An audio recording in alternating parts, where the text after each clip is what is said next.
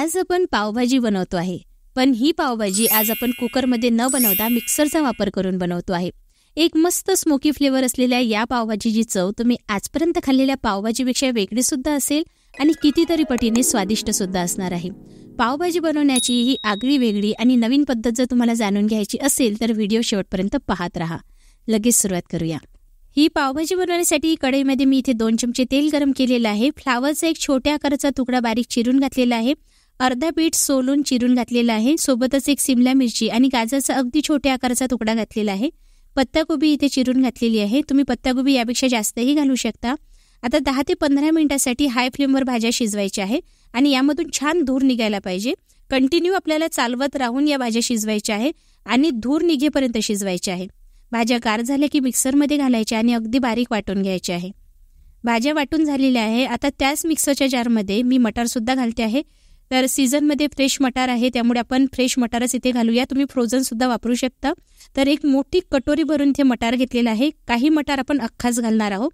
तर इथे मटारसुद्धा वाटून झालेला आहे. आता पावभाजी बनवण्यासाठी कढईमध्ये 3 ते 4 चमचे तेल गरम करायचं आहे. एक मोठा बटरचा तुकडा घालायचा आहे.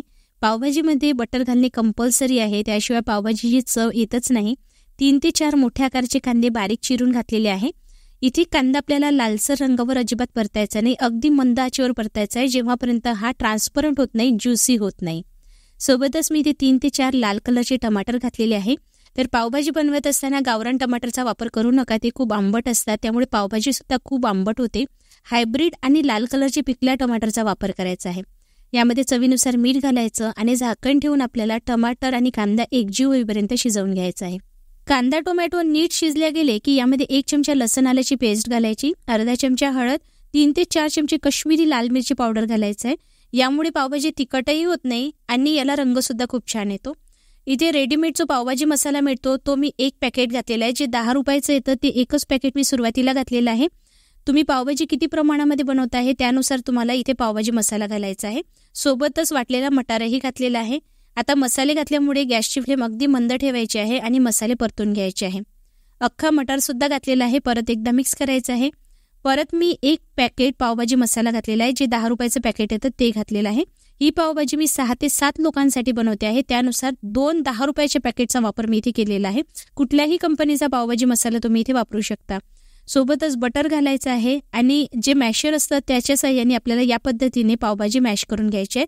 यामुळे भाज्या मस्त एकजीव होतात आणि जो मसाले घातलेले आहे त्याचा फ्लेवर सुद्धा खूप छान येतो. थोडं यामध्ये मी गरम पाणी घातलेलं आहे. मध्ये मध्ये आपण गरम पाणी घालायचं आहे, झाकण ठेवायचं, मंद आचेवर याला शिजवत राहायचं आहे, मध्ये मध्ये याला परतत राहायचं आहे.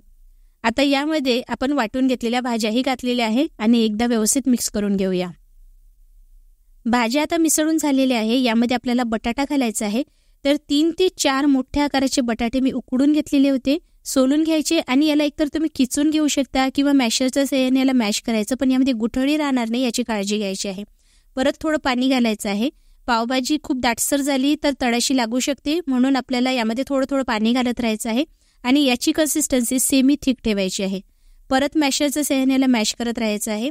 पावभाजीला जेवढं तुम्ही मॅश कराल तेवढाच याचा फ्लेवर खूप छान येतो. सोबतच इथे गरम पाणी घातलेलं आहे आणि याची कन्सिस्टन्सी आपल्याला ॲडजस्ट करून घ्यायची आहे. तुम्ही बाजारामध्ये जी पावभाजी खातात त्या कन्सिस्टन्सीचीच आपल्याला ही बनवायची आहे, त्यानुसार आपण इथे पाणी घालतो आहे. आता परत मी ही भाजी झाकण ठेवून 15 ते 20 मिनिटासाठी अगदी लो फ्लेमवर शिजवून घेतलेली होती, पण मध्ये मध्ये चालवत राहायचं आहे. एकसारखं झाकण ठेवून शिजवायचं नाही, नाहीतर भाजी तळाशी लागू शकते. सोबतच बटर घालत राहायचं आहे. तर तुम्ही बघितलं असेल मी मध्ये मध्ये बटर घातलेलं आहे. यामुळे काय होतं, पावभाजीला मस्त एक क्रीमी फ्लेवर येतो आणि मॅशरनी आपल्याला याला मॅश करून घ्यायचं आहे.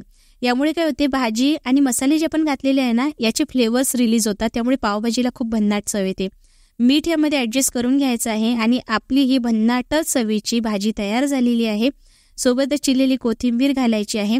कधीच खाल्ली नसेल अशा स्मोकी फ्लेवरची ही भाजी तुम्ही एकदा नक्की ट्राय करून बघा. आता पावभाजीसाठी आपण पाव तयार करून घेऊया. यासाठी पॅनला तेल लावायचं आहे. सोबतच एक बटरचा तुकडा घालायचा आहे. आता इथे पावभाजीसाठी जे पाव येतात ते पाव मी इथे वापरलेले आहे. याला मध्यभागून कट करायचं आहे किंवा तुम्ही अख्खाही पाव इथे वापरू शकता. याला आपल्याला दोन्ही बाजूने मस्त खरपूस होईपर्यंत भाजायचं आहे. काही जणांना पाव मऊसूद आवडतात तर तुम्ही थोडा पाण्याचा हात लावून घेऊ शकता याला, पण तुम्हाला क्रिस्पी कुरकुरीत पाव आवडत असेल तर तुम्ही या पद्धतीने याला क्रिस्पी करून घेऊ शकता. थोडा मी पावभाजी मसाला घातलेला आहे, कोथिंबीर घातलेली आहे आणि याला दोन्ही बाजूनी मस्त खरपूस होईपर्यंत भाजून घेतलेला आहे. तर इथे मस्त गरमागरम कुरकुरीत असे पावसुद्धा तयार झालेले आहे. आता पावभाजी सर्व करून घेऊया. तुम्ही याआधी बरेचदा कुकरमध्ये पावभाजी बनवलेली असेल, पण एकदा माझ्या सांगितलेल्या या पद्धतीने ही स्मोकी फ्लेवरची पावभाजी बनवून बघा. माझी गॅरंटी आहे तुम्ही यानंतर कुकरमध्ये पावभाजी कधीच बनवणार नाही. नेहमी बनवाल तेव्हा याच पद्धतीने बनवाल. मस्त एक मंद असा स्मोकी फ्लेवर या पावभाजीला येतो. जो बटर आपण घातलेला आहे त्याचा क्रीमीनेस येतो आणि जिभेवर कितीतरी काळपर्यंत रेंगाळत राहील अशा भन्नाटा चवीची ही पावभाजी आहे. त्यामुळे एकदा तरी तुम्ही नक्की ट्राय करायला पाहिजे. तुम्हाला पावभाजी बनवण्याची ही नवीन आणि आगळीवेगळी पद्धती कशी वाटली मला कमेंट करून नक्की कळवा. जर तुम्हाला ही रेसिपी आवडली असेल तर लाईक करा आणि ही रेसिपी जर तुम्हाला हिंदीमध्ये बघायची असेल तर घरोघरी अन्नपूर्णा हिंदी या नावाने माझे नवीन चॅनलसुद्धा आहे. त्या चॅनलला जाऊन सबस्क्राईब करा, म्हणजे ही रेसिपी तुम्हाला हिंदीमध्ये बघता येईल. आणि घरोघरी अन्नपूर्णा या मराठी चॅनलला सुद्धा सबस्क्राईब करा. सोबतच बेल आयकॉन दाबा, म्हणजे नवीन व्हिडिओ पोस्ट झाला की लगेच तुम्हाला नोटिफिकेशन मिळेल. चला तर मग आपली लवकरच भेट होणार आहे अशाच एका भन्नाट रेसिपी बरोबर. तोपर्यंत हा व्हिडिओ बघण्यासाठी तुमचे खूप खूप आभार.